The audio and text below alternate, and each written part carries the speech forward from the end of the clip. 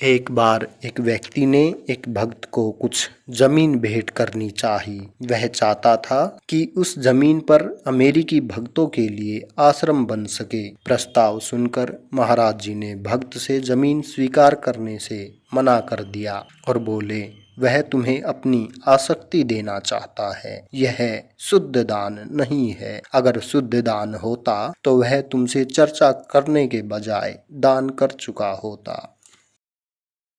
एक बार जब एक भक्त ने महाराज जी को मिश्र धातु से बने बर्तन के बारे में बताया कि उस बर्तन में पानी को रखकर पीने से सेहत अच्छी होती है, तो महाराज जी तब तक उससे पूछते रहे जब तक वह उनके लिए वैसा ही एक लोटा लेकर नहीं आ गया।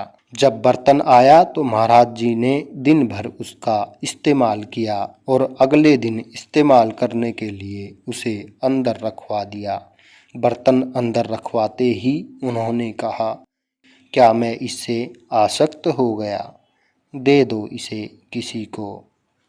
एक बार एक भक्त महाराज जी से मिलने आई। जब महाराज जी ने देखा कि वह बहुत महंगी साड़ी पहने हुए थी तो वह बोले, जानती हो, मैं एक बड़े धनी परिवार से मिलने गया, लेकिन सभी ने साधारण कपड़े पहने हुए थे। इतने साधारण कि धनी और निर्धन का फर्क ही न पता चले, कितने स्वच्छ और साधारण। एक दिन एक साधु महाराज जी से मिलने आश्रम आए। आते ही वह महाराज जी की बगल में बैठ गए और महाराज जी को सांसारिक वस्तुओं से आसक्त होने के लिए उनकी कठोर निंदा करने लगे।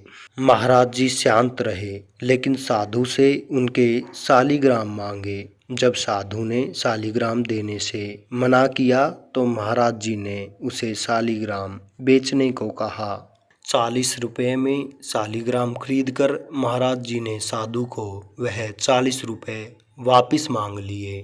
कुड़कुड़ाते हुए साधु ने रुपए तो दे दिए, लेकिन बार बार यही कहते रहे कि वह उनके गुजारे का साधन है। महाराज जी ने रुपए जलती हुई अंगीठी में फेंक दिए। रुपए को जलता देख साधु परेशान हो गए और महाराज जी पर चिल्लाने लगे। महाराज जी बोले, मुझे नहीं पता था कि तुम्हें अपने पैसों से इतना लगाव है, और चिमटा उठाकर एक एक करके कोरे नोट जलती आग से बाहर निकाले और साधु को दे दिए।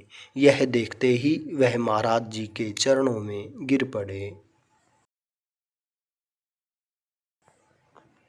किसी चीज से कोई आसक्ति मत रखो। भाग्य क्या होता है, आने वाले कल के बारे में हम कुछ नहीं जानते।